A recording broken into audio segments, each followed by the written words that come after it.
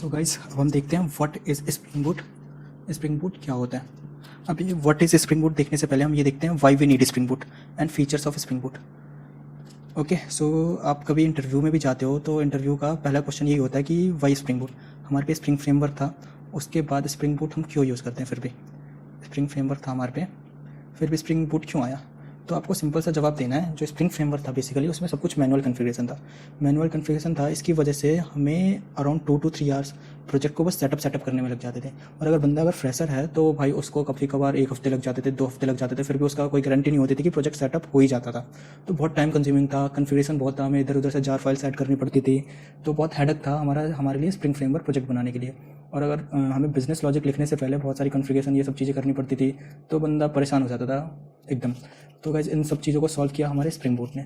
अब spring boot पूरा automatic configuration है, कोई मैनुअल कॉन्फ़िगरेशन नीडेड नहीं है, और नीडेड है तो बहुत मिनिमम कॉन्फ़िगरेशन नीडेड है, ना के बराबर। तो जो प्रोजेक्ट हमारा स्प्रिंग फ्रेमवर्क में गाइस बनता था अराउंड 2 to 3 आवर्स या फिर 2 से 3 दिन में या फिर 1 वीक में सेटअप होता था, वो हमारा अब 1 से 2 मिनट में प्रोजेक्ट रेडी हो जाता है रन होने के लिए स्प्रिंग बूट में। सो ये एक बहुत इंपॉर्टेंट फीचर है कि जो मैनुअल कॉन्फ़िगरेशन नहीं है स्प्रिंग बूट में, ऑटो कॉन्फ़िगरेशन है, आप ये बोल सकते हो। सो फर्स्ट वन देखते हैं आप। Spring Boot is basically an extension of Spring framework, which eliminated the boilerplate configuration required for setting up a Spring application. So Spring boot extension version है स्प्रिंग फ्रेमवर्क का, क्योंकि spring boot में भी internally जो चीज़ें use होती है spring framework की होती है, लेकिन जो भी स्प्रिंग फ्रेमवर्क में जो प्रॉब्लम्स थी वो रिजॉल्व कर दिया स्प्रिंग बूट ने। तो वो क्या क्या चीज़ें रिजॉल्व करी बेसिकली गाइस। स्प्रिंग फ्रेमवर्क में बॉयलर प्लेट कन्फिग्रेशन बहुत था। अब बॉयलर प्लेट कन्फिग्रेशन समझने से पहले हम ये समझते हैं बॉयलर प्लेट कोड क्या होता है। बॉयलर प्लेट कोड बेसिकली होता ये है कि कोई आपका एक प्रोजेक्ट है। अब ये जो प्रोजेक्ट है उसमें कुछ set of lines of codes हैं।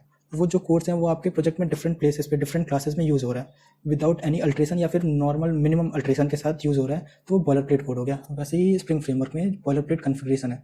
अब ये जो बॉयलर प्लेट कन्फिग्रेशन है, जो कन्फिग्रेशन है वो स्प्रिंग फ्रेमवर्क के प्रोजेक्ट में डिफरेंट प्लेसेस पे यूज़ होता था विदाउट अल्ट्रेशन या फिर मिनिमम अल्ट्रेशन के साथ। सो यहाँ पे स्प्रिंग बूट ने इसको एलिमिनेट कर दिया। ओके, अब दूसरा पॉइंट देखते हैं। It provides a flexible way to configure Java beans and database transaction. जो जावा के बीन्स हैं, इट मीन्स जावा के जो ऑब्जेक्ट हैं, जो भी हम क्लास बनाते हैं, जैसे क्लास स्टूडेंट और स्टूडेंट का ऑब्जेक्ट है, वो सिंपल वे कन्फिगर होता है स्प्रिंग बूट के साथ। और इस जो स्प्रिंग बूट में वो डेटाबेस ट्रांजैक्शन भी बहुत सिंपल हो जाती है। और ये वाली चीज़ हम जब प्रोजेक्ट बनाएंगे तब हम अच्छे से देख पाएंगे। जब हम प्रोजेक्ट बनाएंगे तो बहुत क्लियरली समझ आ जाएगी ये चीज़ें आपको। अब तीसरा पॉइंट देखते हैं। In Spring Boot everything is auto configure, no manual configuration are needed. जैसा कि मैंने बताया कि हमें मैनुअल कन्फिगरेशन नीडेड ही नहीं है स्प्रिंग बूट में। उसके बाद ये बहुत इंपॉर्टेंट पॉइंट है, it includes embedded servlet container. Basically कोई सा भी आप अगर आप एप्लीकेशन बनाओगे तो उसको सर्वर की रिक्वायरमेंट है ही। अगर कोई सा भी वेब एप्लीकेशन बनाओगे, फॉर एग्जांपल आपका जो अमेजन है या फिर फ्लिपकार्ट है, ये गाइस कहीं पे सर्वर पे डिप्लॉयड है। उसके बाद जो भी हम प्रोडक्ट सर्च करते हैं तो वो सर्वर के डेटाबेस पे जाता है, एपीआई हिट करता है और वहाँ से डेटा लेके आता है। तो हमारा स्प्रिंग बूट जो है एम्बेडेड सर्वलेट कंटेनर के साथ है। इट मीन्स हमें सर्वर को मैनुअली कॉन्फ़िगरेशन करने की ज़रूरत नहीं है। स्प्रिंग बूट का हम प्रोजेक्ट बनाएंगे तो ऑटोमेटिकली हमारा टॉमकैट 940 जो है वो ऑटो कॉन्फ़िगर्ड होता है। हमें इसको कुछ भी छेड़ने वगैरह की ज़रूरत नहीं है, बस हमें प्रोजेक्ट बनाना है, ये ऑटोमेटिकली रन होगा। हमें सर्वर पे डिप्लॉय करने की कोई हेडेक नहीं है इसमें। सो ये स्प्रिंग फ्रेमवर्क में ऐसा नहीं होता था, इसकी वजह से भी बहुत ज़्यादा टाइम जो है वो लेता था स्प्रिंग फ्रेमवर्क अपने सेटअप में। ओके गाइस, सो ये सारी चीज़ें हो रही हैं, इतनी सिंपल चीज़ें हो, ये सब पॉइंट्स हैं, इसकी वजह से क्या हो रहा है, प्रोडक्टिविटी इंक्रीज़ हो रही है। क्योंकि जब मैनुअल कॉन्फ़िगरेशन नीडेड नहीं है, ऑटो कॉन्फ़िगरेशन हो रहा है। उसके बाद क्या कहते हैं, आपका सर्वलेट भी एम्बेडेड सर्वलेट कंटेनर के साथ आ रहा है, तो प्रोडक्टिविटी ऑब्वियसली बात है इंक्रीज़ होगी। सो स्प्रिंग बूट बोलता भी यही है कि you focus on your business logic. आप अपने बिजनेस लॉजिक पे फोकस करो और कॉन्फ़िगरेशन कॉन्फ़िगरेशन वगैरह ये अपना स्प्रिंग बूट अपने आप ही ऑटोमेटिकली देख लेगा। जो भी आपका कोड है वो आप करो, जो भी आपके लॉजिक्स वगैरह हैं कोड के वो करो, बिजनेस लॉजिक लिखो। सो ये प्रोडक्टिविटी इंक्रीज़ करता है डेवलपर्स के लिए। ओके, अब ये होप करता हूँ आपको ये सारी चीज़ें फीचर समझ आ गया होगा। अब फीचर समझ आ गया तो इजीली आपको ये डेफिनेशन भी स्प्रिंग बूट की समझ आ जाएगी।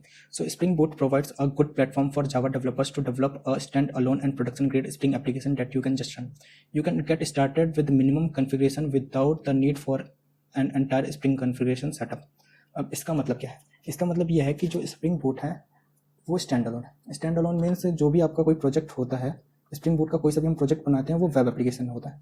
अभी वेब एप्लीकेशन को कोई सर्वर रिक्वायर्ड है डिप्लॉय करने के लिए, तो हमारा जो स्प्रिंग बूट है वो ऑलरेडी एम्बेडेड सर्वलेट कंटेनर के साथ आता है। तो जो भी हमारी वेब फाइल है वो इंटरनली टॉमकैट पे डिप्लॉय हो जाती है। स्प्रिंग बूट वो टेक केयर करता है, हमें कुछ करने की जरूरत नहीं है, तो वो स्टैंड अलोन है। And production grade Spring application, इसका मतलब जैसे ही हमने स्प्रिंग बूट का प्रोजेक्ट तैयार किया, जो 1 से 2 मिनट में मैं कह रहा हूँ कि प्रोजेक्ट रेडी हो जाता है, रन कर सकते हैं हम, तो उसको हम डिप्लॉय कर सकते हैं प्रोडक्शन पे और रन कर सकते हैं। ओके, तो ये डेफिनेशन है स्प्रिंग बूट की।